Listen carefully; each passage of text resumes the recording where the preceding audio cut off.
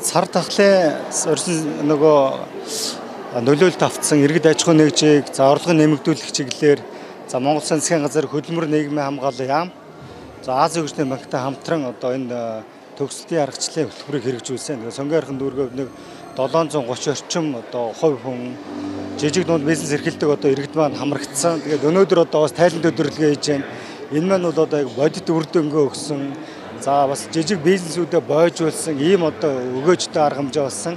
За энэ ажлын хүрээнд одоо 2023 онд одоо бас яг 720 орчим одоо иргэдэд одоо багаж тоног төхөөрөмж хэрэглэл тараажсан. За эдгээр маань одоо бойжоо зарим зах зээлд бүтээгдэхүүнээ нийлүүлдэг ийм одоо бас хөрөг чадвартай болсон багт баяртай. Энэ төсөл маань цаашдаа үргэлжлэн сонгойрхон дүүргээс баримталж байгаа нэг бодлого бий.